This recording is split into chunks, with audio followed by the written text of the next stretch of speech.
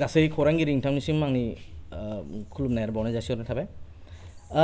थांनाय साननैनिफ्राय आं मोनसे खबर मोनबाय थादों आरोखि ना जे बेकि दैमायाव जाहाथे माने इलिगेल भाबै जावनानै हाद्रि अन्थाइ माबा माबि फाननाय आं खोनानो मोनदों।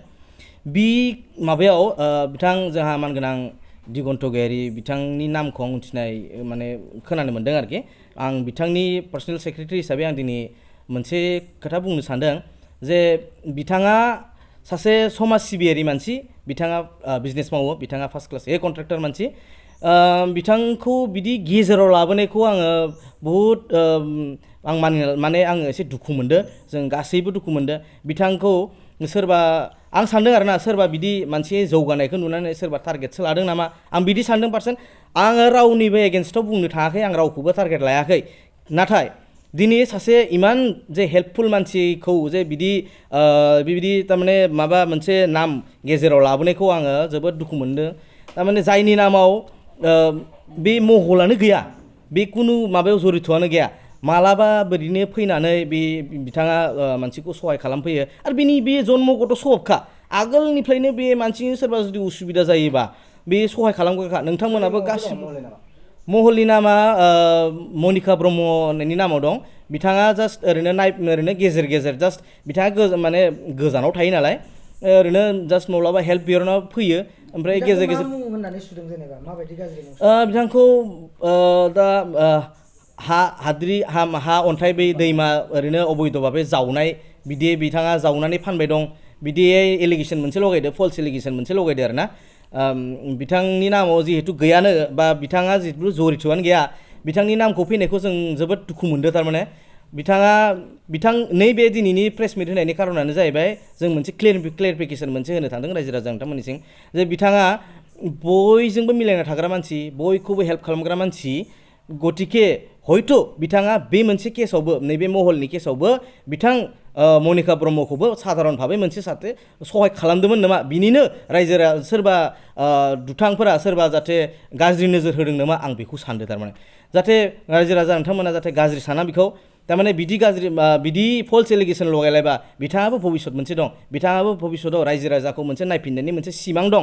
बै सिमाङा जाहाथे बिथांना फेलें थाङा बेखौनो मानसिफोरनि सिगाङाव आं दिनै खुला भाबै प्रमान होनो फोरमायनो दिनै आङो बेयाव जिरायना जादों।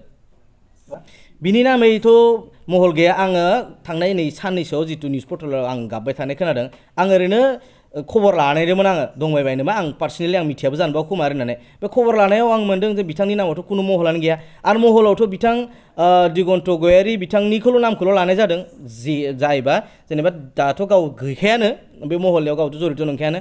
आरो बिनि उनावबो आङो नुनाय मोनदों जे बिनि अनगायैबो मोनब्रै मोनबा महल सोलिबाय दं। आङो एक्सुवेलि बे महल टहलनि बिखय आं बारा मिथिबाङा, आं बारा एसेबां सिङाव थांनोबो गोसो गैया। खिन्थु आं नुनो मोनदों जे मोनब्रै मोनबा गाहाम महल सोलिगासिनो, बेफोर सोरनि माबायाव सोलिदों। खिन्थु आं नैबे दिगन्त गयारिया जिथु नामाव सोलिबाय दं बे एक्सुवेलि मनिका ब्रह्मनि नामाव दं।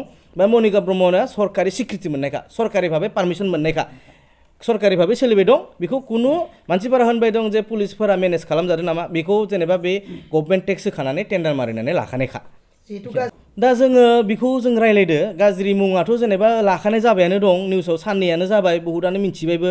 सासे मोजां मानसि बिदिनि सायाव जुदि गाज्रि नाम फैबाय थायोबा बेफोर जोबोद दुखुनांथाव बाथ्रा आरो भबिष्यतआव हेम्पार जानायनि मोनसे बाथ्रा फैयो। दा आङो बिथांजों रायलायनानै इयुनाव जुदि जोङो बिनि बिखय जुदि जों मानहानि जुदि केस होनांगौबाबो जोङो बेखौ डिसकासननि सायाव लानानै जों नोंथांमोननि सिगाङाव जों फोरमायगोन। बेखौ जोङो जुदि केस जुदि बिनि अनगायै जुदि माबा मोनसे जोङो राहा लानो गोनांबाबो जों डिसकास खालामनानै बेखौ नैबे सानसे साननैनि गेजेरावनो नोंथांमोननिसिम जों फोरमायगोन।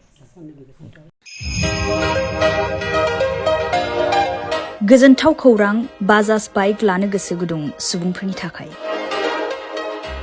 क'क्राझार नोगोराव थानाय दावहारु अट' एजेन्सिया फैगौ 16, 17, 18 आरो 19 नभेम्बरसिम दिवाली धामाका अफार्स आरो लोगोसे मेगा लन काम एक्सचेन्ज मेला होगासिनो दं।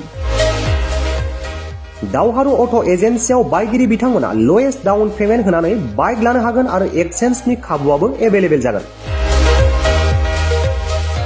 नोंथांमोना क'क्राझार नोगोराव थानाय दावहारु अट' एजेन्सि श'रुमजों लोगोसे कारिगाव फेस्टिभ आउटलेट दतमा फेस्टिव आउटलेट आरो भटगाव फेस्टिव आउटलेट ब्रान्च श'रुमावबो होबाय थानाय दिवाली धामाका अफार्स आरो लोगोसे मेगा लन काम एक्सचेन्ज मेलायाव फैनानै नोंथांनि लुबैनाय बाजाजनि बाइकफोरखौ गोसोबादि लाफैनो हागोन।